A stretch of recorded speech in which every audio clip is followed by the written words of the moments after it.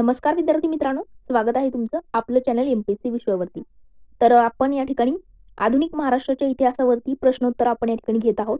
तर चॅनलच्या playlist section मध्ये जर तुम्ही गेलात तर त्या ठिकाणी तुम्हाला एक एमपीएससी प्रश्नोत्तर म्हणून प्लेलिस्ट मिळेल। त्या ठिकाणी तुम्ही बाकीचे जे मागचे 3 लेक्चर आहेत ते तुम्ही बघू शकता। आज आपलं 4थं लेक्चर आहे। यामध्ये आपण 151व्या प्रश्नाला सुरुवात करतोय। मागचे 150 प्रश्न तुम्ही बघितले नसतील तर ते सुद्धा तुम्ही प्लेलिस्ट सेक्शन मध्ये जाऊन बघू शकता। आणि सोबतच जर तुम्हाला चालू घडामोडींचा अभ्यास करायचा असेल तर आपण जानेवारी 2024 ते डिसेंबर 2024 अशा पूर्ण 12 महिन्यांच्या चालू घडामोडी त्या ठिकाणी सुरू केलेल्या आहेत। चॅनलचे मेंबरशिप घेतल्यानंतर तुम्हाला सगळे लेक्चर दिसतील। त्यामध्ये आपण 12 महिन्यांच्या चालू घडामोडी सोबत त्याचं मॅरेथॉन लेक्चर, कोणत्या गोष्टी पुस्तकातले स्किप करायच्या, कोणत्या गोष्टी त्या ठिकाणी महत्त्वाच्या असतात, त्या ठिकाणी पॉईंट टू पॉईंट तुम्हाला सिम्प्लिफाईड बुक मध्ये शिकवलं जाणार आहे।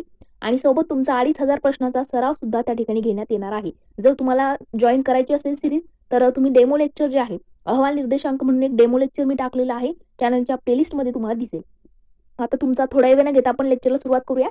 तर मित्रांनो, आपण इतिहासाला सुरुवात केली होती। इतिहास विषयाचे आपले 400 प्रश्न कंप्लीट झाल्यानंतर आपण पॉलिटीला सुरुवात करणार आहोत आणि पॉलिटीचे प्रश्न आपण अगदी डिटेलमध्ये स्पष्टीकरणासहित त्या ठिकाणी घेणार आहोत। त्यामुळे चॅनलवरती पहिल्यांदा आले असाल तर सबस्क्राईब करून बेल आयकॉनवरती सुद्धा नक्की प्रेस करा, जेणेकरून असंच क्वालिटी कंटेंट तुमच्यापर्यंत लवकरात लवकर पोहोचेल। तर आता मित्रांनो, तुमचा थोडा वेळ न घेता लेक्चरला सुरुवात करू। बघा, 151 आपला प्रश्न आहे की स्वाध्याय आश्रमाची स्थापना केसी ठाकरेंनी कधी केली? तर याच्यामध्ये लक्षात काय काय ठेवायचं आता मग केसी ठाकरे जे आहे तर केसी ठाकरे यांनी स्वाध्याय आश्रमाची स्थापना केली। कुठे केली? मुंबई दादर या ठिकाणी त्यांनी केलेली आहे। आणि कधी केली? 1921 ला केली। केसी ठाकरे यांनी स्वाध्याय आश्रमाची स्थापना जी आहे मुंबई दादरला 1921 ला केली। पुढे बघा, केसी ठाकरेंच्या कोणत्या ग्रंथाने हुंडा विध्वंसक संघाचा पाया घातला? कोणत्या ग्रंथाने त्यांच्या हुंडा विध्वंसक संघाचा पाया घातला गेला? तर मित्रांनो, तो आहे त्यांचा कुमारीचे शाप। कोणता ग्रंथ आहे? कुमारीचे शाप हा ग्रंथ आहे त्यांचा। कुणाचा? केसी ठाकरे यांचा 1919 ला त्यांनी लिहिलेला आहे। आणि त्याच्यामुळे काय झालं? हुंडा विध्वंसक संघाचा पाया घातला गेला।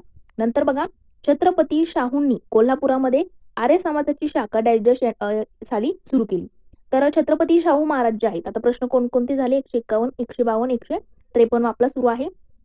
छत्रपती शाहू महाराज जे आहेत त्यांनी कोल्हापुरामध्ये मित्रांनो आर्य समाजाची शाखा जी सुरू केली होती ती कोणत्या साली सुरू केली असं विचारलंय? ती 1818 साली त्या ठिकाणी सुरू केलेली आहे। नंतर आहे 154वा प्रश्न बघा, की डॅश यांनी ज्ञानप्रकाश मधून स्त्री शक्तीच्या शिक्षणाचा आग्रह केला। तर कुणी ज्ञानप्रकाश या वृत्तपत्राच्या माध्यमातून स्त्री शक्तीच्या शिक्षणाचा आग्रह धरला होता? तर वीरा शिंदे। वीरा शिंदे म्हणजेच काय? विठ्ठल रामजी शिंदे असं त्याचा फुल फॉर्म आहे। त्यानंतर 155वा प्रश्न आहे, ब्राह्मणेतरांची पहिली राजकीय संघटना डॅश ही होय। तर मित्रांनो, ब्राह्मणेतर म्हणजे काय? हे तुम्हाला सत्यशोधक समाज आता ब्राह्मणेतरांची वगैरे म्हणून ओळखला जात होता। तर मित्रांनो, ब्राह्मणेतरा पहिली संघटना जी आहे राजकीय संघटना त्यांची डेक्कन रयत समाज आहे। डेक्कन रयत समाज ऑगस्ट 1916 ला स्थापन झालेला डेक्कन रयत समाज ऑगस्ट 1916 चा आहे। लक्षात ठेवा, आयोग जर विचारला आयोगाने जोडायला लावला प्रश्न तर आपल्याला माहित पाहिजे डेक्कन रयत समाज जो आहे तो ब्राह्मणेतरांची पहिली राजकीय संघटना आहे। ऑगस्ट 1916 ला त्याची स्थापना झालेली आहे। 157वा प्रश्न आहे की विटाळ विध्वंसन हे पुस्तक डॅश यांनी लिहिलं। कोणतं पुस्तक आहे?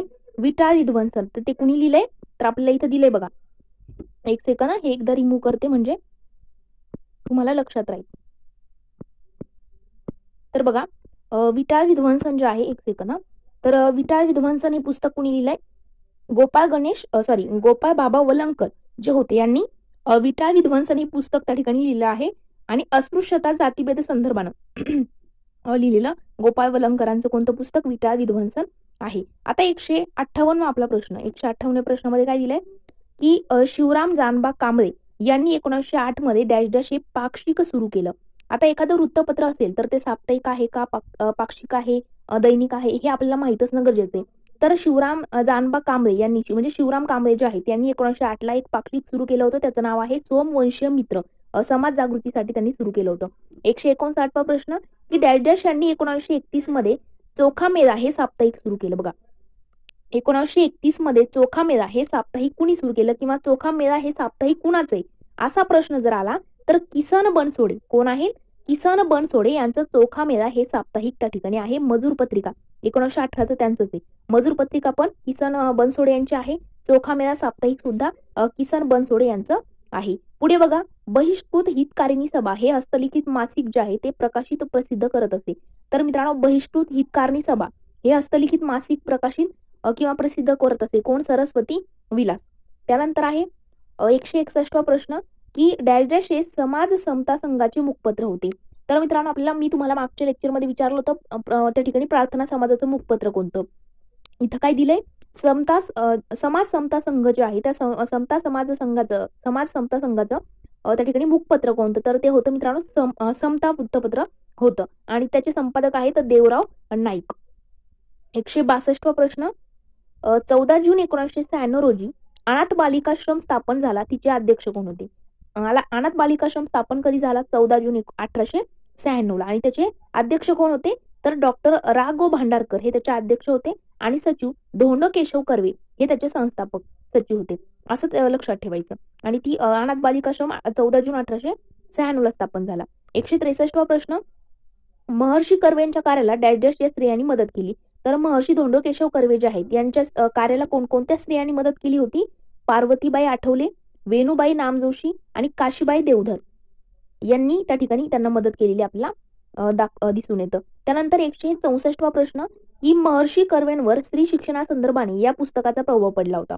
महर्षी धोंडो केशव कर्वे जे आहेत स्त्री शिक्षणाच्या संदर्भाने या पुस्तकाचा त्यांच्यावर प्रभाव पडला. तर ते पुस्तक कोणतं, जपान वुमन्स युनिव्हर्सिटी त्याप्रमाणे स्त्री शिक्षण असावं असं कुणाचं म्हणणं होतं, महर्षी धोंडो केशव कर्वे यांचं म्हणणं होतं. 165वा प्रश्न 1995च्या अखिल भारतीय सामाजिक परिषदेचे अध्यक्ष डॅश डॅश हे होते. तर मित्रांनो 1915ला जी अखिल भारतीय सामाजिक परिषद झाली होती 1915 साली, तर त्यावेळेला त्याचे अध्यक्ष कोण होते, महर्षी धोंडो केशव कर्वे. येथूनच महिला विद्यापीठ स्थापनेची घोषणा त्यांनी केलेली आपल्याला दिसून येते. महर्षी धोंडो केशव कर्वे बद्दल भरपूर गोष्टी आपण या स्लाइडमध्ये एवढ्या क्वेश्चन्स मध्ये बघितल्या, तेवढे लक्षात ठेवा. आता 166वा आपला प्रश्न की SNDT विद्यापीठाचे पहिले कुलगुरू डॅश डॅश हे होते. आता मित्रांनो विद्यापीठाच्या स्थापना ज्या आहेत मुंबई पुणे विद्यापीठाच्या वरती प्रश्न आयोगाने विचारून झालेला आहे. मग SNDT विद्यापीठ जे आहे त्याचं नाव कसं पडलं काय हे सुद्धा तुम्हाला गाठा सरांच्या बुकमध्ये दिसेल. तर SNDT विद्यापीठाचे पहिले कुलगुरू कोण होते, रा.गो. भांडारकर हे विद्यापीठाचे पहिले कुलगुरू होते. त्यानंतर बघा 1935 मध्ये महाराष्ट्र ग्राम प्राथमिक शिक्षण मंडळ डॅश डॅश यांनी स्थापलं. 1935 मध्ये महाराष्ट्र ग्राम प्राथमिक शिक्षण मंडळ जे आहे ते महर्षी धोंडो केशव कर्वे यांनीच त्या ठिकाणी स्थापन केलं होतं. ग्रामीण भागात शिक्षणाचा प्रसार करण्यासाठी महाराष्ट्र ग्राम प्राथमिक शिक्षण मंडळ महर्षी धोंडो केशव कर्वे यांनी काय केलं होतं, सुरू केलं होतं. 168वा प्रश्न 25 डिसेंबर 1927 रोजी डॅश डॅश यांच्या हस्ते मनुस्मृती दहनाचा कार्यक्रम पार पडला. तर 25 डिसेंबर 1927 ला त्या ठिकाणी मनुस्मृती दहनाचा कार्यक्रम जो आहे तो कुणाच्या हस्ते पार पडला, नीलकंठ सहस्रबुद्धे यांच्या हस्ते त्या ठिकाणी पार पडला आणि 6 अस्पृश्य साधू त्या ठिकाणी होते. 169वा प्रश्न डॉक्टर आंबेडकरांच्या डॅश डॅश या पत्राच्या शीर्षभागी संत तुकारामांची वचने छापली जात असत. तर डॉक्टर आंबेडकर जे आहेत त्यांचे जेवढे काही वृत्तपत्र असतील ते सुद्धा तुम्ही लिहून घ्यायचे आहेत. मित्रांनो डॉक्टर बाबासाहेब आंबेडकर जे आहेत यांच्या पत्राच्या शीर्षभागी संत तुकारामांची वचनं म्हणजे कोणत्या पत्रामध्ये, तर मूकनायक हे त्यांचं पाक्षिक होतं, कुणाचं, आंबेडकरांचं. त्यांचं बहिष्कृत भारत सुद्धा आहे. तर मित्रांनो मूकनायक जे पाक्षिक होतं आंबेडकरांचं त्यामध्ये काय संत तुकारामांची वचनं त्या ठिकाणी छापली जायची. एका लढाऊ कामगार स्त्रीचे जीवन दर्शन अण्णाभाऊ साठे यांनी डॅश डॅश या कादंबरीमध्ये रेखाटलं. तर एक लढाऊ कामगार स्त्रीचं जीवन दर्शन जे आहे ते कुणी चंदन या कादंबरीमध्ये रेखाटलं असं विचारलं तर अण्णाभाऊ साठे आहेत. आणि कोणत्या कादंबरीत विचारलं तर चंदन ही कादंबरी आहे हे लक्षात ठेवा, किंवा चंदन ही कादंबरी कुणाची विचारलं तर अण्णाभाऊ साठेंची आहे. कशाही पद्धतीने प्रश्न फिरवला जाऊ शकतो. त्यानंतर बघा जरी वन लाईनर असेल ना तर तोच प्रश्न खूप वेळेला फिरवू शकतो. जसं की आता हा प्रश्न आपण आता 170 बघितला, यामध्ये किती अँगलने प्रश्न विचारला जाऊ शकतो बघा. एका लढाऊ कामगार स्त्रीचे जीवन दर्शन हे जे काही जीवन दर्शन आहे ते म्हणजे एका लढाऊ कामगार स्त्रीचे जीवन दर्शन अण्णाभाऊ साठे यांनी डॅश डॅश या कादंबरीमध्ये रेखाटलं. झाला पहिला प्रश्न, ती आहे चंदन कादंबरी. चंदन कादंबरी खालीलपैकी कुणाची, अण्णाभाऊ साठे यांची. त्यानंतर असं विचारलं जाऊ शकतं की अण्णाभाऊ साठे यांनी असं विचारलं जाऊ शकते की चंदन या कादंबरीमध्ये एका लढाऊ कामगार स्त्रीचे जीवन दर्शन खालीपैकी कोणत्या व्यक्तीने रेखाटलं. कसाही प्रश्न येऊ शकतो, म्हणून फक्त वन लाईनर या हितून बघू नका, त्या किती पद्धतीने प्रश्न येऊ शकतो ते पण त्या वन लाईनर याच्यामध्ये आपल्याला कळतं. बघा 171वा प्रश्न आहे की डेक्कन रयत हे साप्ताहिक डॅश डॅश यांनी सुरू केलं. डेक्कन रयत जे आहे हे साप्ताहिक होतं, हे कुणी सुरू केलं, अण्णासाहेब लठ्ठे यांनी सुरू केलेलं आहे. डेक्कन रयत समाज सुद्धा त्यांनी सुरू केला होता. आणि पुढे बघा 172वा प्रश्न मराठा राष्ट्रीय संघाची स्थापना डॅश डॅश यांनी केली. तर मराठा राष्ट्रीय संघ जो आहे त्याची स्थापना कुणी केली, विठ्ठल रामजी शिंदे यांनी मराठा राष्ट्रीय संघाची स्थापना 26 ऑक्टोबर 1917 पुणे या ठिकाणी विठ्ठल रामजी शिंदे यांनी मराठा राष्ट्रीय संघाची स्थापना आपल्याला केलेली दिसून येते. 173वा प्रश्न आहे, पुण्यातील डॅश डॅश ही वास्तू सत्यशोधक समाज आणि इतर ब्राह्मणेतर चळवळींचे मुख्य केंद्र होती. तर ते आहे मित्रांनो जेधे मेन्शन पुणे. नंतर मग प्रबोधन कार्यालय पुणे ब्राह्मणेतर चळवळीचं केंद्र त्या ठिकाणी बनलं होतं. मग पुण्यातील म्हणजे जेधे मेन्शन जे होतं त्या ठिकाणी सत्यशोधक समाज आणि ब्राह्मणेतर चळवळीचं ते एक मुख्य केंद्र म्हणून ओळखलं जातं. आता त्यानंतर 174वा प्रश्न बघा आपला. काय विचारलंय की पटेल बिलास अनुकूल असे नाटक प्रणय प्रभाव डॅश डॅश यांनी लिहिलं. मग काय दिलंय, पटेल बिलाला अनुकूल असणारं जे नाटक आहे प्रणय प्रभाव नावाचं, तर हे कुणी लिहिलंय? तर मित्रांनो ते लिहिलंय दिनकरराव जवळकर. दिनकरराव जवळकर बद्दल सुद्धा आपल्याला माहिती असणं गरजेचं आहे, ते कोण होते वगैरे. आंतरजातीय विवाहासाठी अनुकूल बिल होतं ते पटेल बिल, आणि त्याच्यासाठी एक नाटक होतं प्रणय प्रभाव, ते कोणी लिहिलंय? तर दिनकरराव जवळकरांनी लिहिलं होतं. 175वा प्रश्न, श्री शिवस्मारक पुराण हे पुस्तक जे आहे ते डॅश डॅश यांनी लिहिलं. मग शिवस्मारक पुराण हे पुस्तक कुणाचे? ते सुद्धा दिनकरराव जवळकरांचं आहे. नाटक आहे प्रणय प्रभाव आणि त्या ठिकाणी श्री शिवस्मारक पुराण हे पुस्तक सुद्धा दिनकरराव जवळकरांचं आहे. 1923 साली शिवस्मारक वादावेल त्यांनी लिहिलं होतं. 176वा प्रश्न, की डॅश डॅश यांनी 1922 मध्ये छत्रपती मेळा सुरू करून टिळकांच्या अनुयायांना आव्हान दिलं. तर 1922 साली कुणी छत्रपती मेळा सुरू करून टिळकांच्या अनुयायांना आव्हान दिलं होतं? तर केशवराव जेधे जे होते तर यांनी काय केलं होतं? 1922 साली छत्रपती मेळा सुरू करून टिळकांच्या अनुयायांना काय केलं होतं? आव्हान त्या ठिकाणी दिलं होतं. 177वा आपला प्रश्न, छत्रपती मेळ्यासाठी छत्रपती पद्मसंग्रह डॅश डॅश यांनी लिहिला. मग छत्रपती मेळ्यासाठी छत्रपती पद्मसंग्रह पण कोणी लिहिलाय? दिनकरराव जवळकरांनी लिहिलेला आहे. दिनकरराव जवळकरांबद्दल आतापर्यंत 3 एक नाटक आणि 2 ग्रंथ आपण बघितले. 178वा प्रश्न, की महात्मा फुलेंच्या बदनामीसाठी सत्यशोधक की ख्रिस्तसेवक ही पुस्तिका डॅश डॅश यांनी लिहिली. महात्मा फुलेंच्या बदनामीसाठी सत्यशोधक की ख्रिस्तसेवक ही कुणी लिहिलंय ही पुस्तिका? तर गणपतराव नलावडे यांनी त्या ठिकाणी लिहिली आहे. कुणाच्या बदनामीसाठी विचारलं? तर महात्मा फुले यांच्या. 179वा प्रश्न आहे, की ब्राह्मणेतर पत्राचे प्रमुख पत्र डॅश डॅश दारूच्या जाहिराती छापत असे. ब्राह्मणेतर पत्राचे मुखपत्र जे आहे तर ते कैवारी दारूच्या जाहिराती छापत असे. यामुळे ब्राह्मण पक्षावरती टीका करण्यात आली होती. त्यानंतर आहे बघा पुढे 180वा प्रश्न, की नचिकेळकरांवरती डॅश डॅश या पुस्तिकेतून जवळकरांनी टीका केली. तर नचिकेळकर जे आहे त्या नचिकेळकरांवरती डॅश डॅश या पुस्तकातून जवळकरांनी कुणी? दिनकरराव जवळकरांनी टीका केली. कोणत्या पुस्तकातून केलेली आहे? तर मर्द हो नाके कापून घ्या 16 पानांचं ते पुस्तक होतं दिनकरराव जवळकरांचं. त्यांनी त्याच्यामध्ये केळकरांवरती टीका केलेली आहे. 181वा प्रश्न, की डॅश डॅश ब्राह्मणेतर वृत्तपत्रांनी दारूबंदीचा आग्रह केला. तर मित्रांनो दारूबंदीचा आग्रह करणारे वृत्तपत्र कोणते विचारले? तर त्यामध्ये राष्ट्रवीर, दिनमित्र, विजयी मराठा आणि हंटर. मग हे वृत्तपत्र नक्की कुणाचे आहे, त्याचे संपादक कोण आहेत हे तुम्हाला माहित असणं गरजेचं आहे. आणि पुढे आहे बघा सत्यशोधक की ख्रिस्तसेवक या गणपतराव नलावडेंच्या पुस्तिकेस उत्तर देण्यासाठी जवळकरांनी डॅश डॅशचे लेखन केलं. मग याच्यामध्ये दिनकरराव जवळकरांनी काय देशाचे दुश्मन म्हणून लेखन केलं बघा. मग आपण वरती काय बघितलं तर याच्यावरती महात्मा फुलेंच्या बदनामीसाठी सत्यशोधक की ख्रिस्तसेवक ही पुस्तिका कुणी लिहिली? गणपतराव नलावडे यांनी लिहिली. मग गणपतराव नलावडे जे आहेत यांच्या विरोधामध्ये मग त्यांच्या त्या पुस्तकाला उत्तर देण्यासाठी पुन्हा दिनकरराव जवळकरांनी देशाचं दुश्मन हे पुस्तक लिहिलेलं आहे. या इतिहासातल्या पुस्तक ग्रंथावरती यांचे नक्की प्रश्न येतात. देशाचे दुश्मन खटल्यात डॅश डॅश यांना तुरुंगवास झाला. मग देशाचे दुश्मन खटल्यामध्ये दिनकरराव जवळकर, त्यानंतर केशवराव जेधे, रामचंद्र लाड आणि बागडे यांना त्या ठिकाणी काय झालाय तर तुरुंगवास झालेला आहे. त्यानंतर 184वा प्रश्न, 1913 मध्ये कुलकर्णी लीलामृत हे काव्य डॅश डॅश यांनी प्रकाशित केले. कुलकर्णी लीलामृत हे काव्य आहे ते कुणी प्रकाशित केलं? मुकुंदराव पाटील यांनी. ब्राह्मण कसे अज्ञान आणि भोळेपणाचा फायदा घेतात असं त्याच्यामध्ये दिलेलं आहे कुलकर्णी लीलामृत मध्ये. एक सेकंद, मला इकडे रिमूव्ह करायचं होतं, चुकून हे झालं. आता पुढे बघा आपला 185वा प्रश्न. 185व्या प्रश्नामध्ये काय दिले तर छत्रपती शाहूंनी डॅश डॅश मध्ये कुलकर्णी वतन रद्द करून तलाठी पद्धत चालू केली. छत्रपती शाहूंनी डॅश डॅश मध्ये म्हणजे कोणत्या साली कुलकर्णी वतन रद्द केलं आणि तलाठी पद्धत सुरू केली? तर 28 फेब्रुवारी 1918 मध्ये कुलकर्णी वतन रद्द होऊन तलाठी पद्धत त्या ठिकाणी सुरू केलेली आहे शाहू महाराजांनी 28 फेब्रुवारी 1918 साली. 186वा प्रश्न, की डॅश डॅश यांनी आपल्या वाड्यामध्ये समता संघाची शाखा सुरू केली. तर समता संघाची स्वतःच्या वाड्यामध्ये शाखा सुरू करणारे आहेत श्रीधर पंत टिळक, सहभोजन कार्यक्रम वगैरे. तर हे पण लक्षात ठेवा. नंतरचा प्रश्न 187 की ब्राह्मणेतर पक्षास उपहासाने जरी पटका संघ कोण म्हणत असे. ब्राह्मणेतर पक्षाला उपहासाने जरी पटका संघ कोण म्हणायचा, अच्युतराव कोल्हटकर असं त्या ठिकाणी म्हणायचे. मग इतिहासामध्ये कोण कुणाला काय म्हटलेलं आहे, कुणी कोणावरती टीका केलेली आहे, याच्यावरती प्रश्न आवर्जून आपल्याला आयोग विचारतो. बघा 1860 साली डॅश डॅश यांनी पुणा नेटिव्ह एज्युकेशन सोसायटीची स्थापना केली. बघा पुणा नेटिव्ह एज्युकेशन सोसायटीची स्थापना कधी झाली हे महत्वाचं. 1860 साली स्थापना झाली होती आणि ती कुणी केली, वामन भावे यांनी केलेली आहे. तर आपल्याला जोड्या लावायला जास्तीत जास्त प्रश्न याचे आयोग विचारतो किंवा मग म्हणजे क्रम लावायला प्रश्न विचारतो की कोणती संस्था संघटना अगोदर स्थापन झाली, कोणती नंतर झाली, अशा पद्धतीचे प्रश्न आयोग आपल्याला विचारतो. जर तुम्ही पीवायक्यूचं चांगलं अनालिसिस केलं असेल तर तुम्हाला माहित असेल. आता बघा 189वा प्रश्न की एल्फिन्स्टनने इसवी सन 1821 मध्ये डॅश डॅश येथे संस्कृत कॉलेज सुरू केले.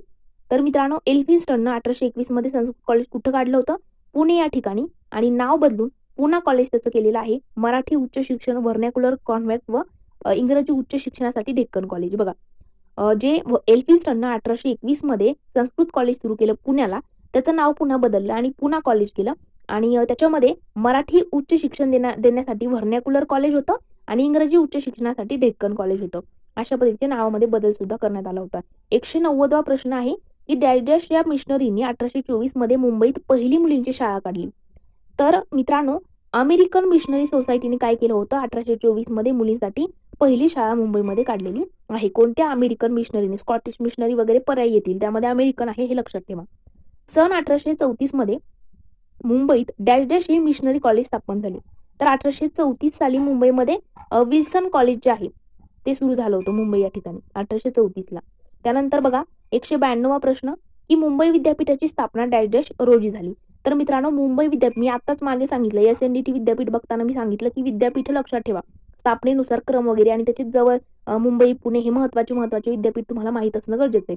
जसं मुंबई विद्यापीठाची स्थापना कधी झालेली आहे तर 18 जुलै 1857 ला मुंबई विद्यापीठाची स्थापना झाली आणि अनुक्रमे बघा अनुक्रम दिलाय म्हणजे स्थापना कशी अगोदर कोलकाता नंतर मुंबई मद्रास असं पद्धतीने दिलेले.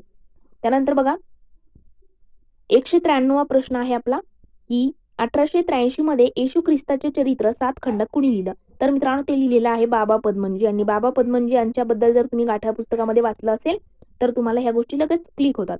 बघा नंतरचा प्रश्न 194वा डॅश डॅश यांनी मुंबईत 1848 मध्ये स्वतःच्या वाड्यात मुलींसाठी शाळा सुरू केली. आता 1848 म्हटलं तर मग जगन्नाथ शंकरशेठ त्या ठिकाणी येतील.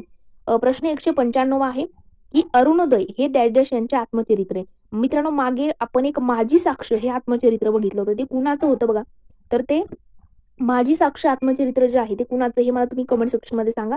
आणि अरुणोदय हे आत्मचरित्र कुणाचं आहे, बाबा पदमनजी यांचं आहे. बाबा पदमनजी यांच्याबद्दल 2 बघितलं, येशू ख्रिस्ताचे चरित्र त्यांनी 7 खंडात लिहिलं, त्यांचं आत्मचरित्र आहे अरुणोदय. आणि नंतर आहे बघा 196वा प्रश्न की जे स्कूल ऑफ आर्ट मुंबई स्थापनेमध्ये कोणाचा पुढाकार होता. तर जे स्कूल ऑफ आर्ट म्हटलं मुंबई म्हटलं तर त्या ठिकाणी जगन्नाथ शंकरशेठ यांचा संस्था संघटनेमध्ये जास्त सहभाग आपल्याला दिसून येतो. त्यांनी काही पुस्तकं वगैरे लिहिलेले नव्हते, मात्र त्यांचा अशा कामामध्ये भरपूर सहभाग होता. 197वा प्रश्न आहे की बॉम्बे नेटिव्ह एज्युकेशन सोसायटीचे डॅश डॅश हे डेप्युटी सेक्रेटरी होते.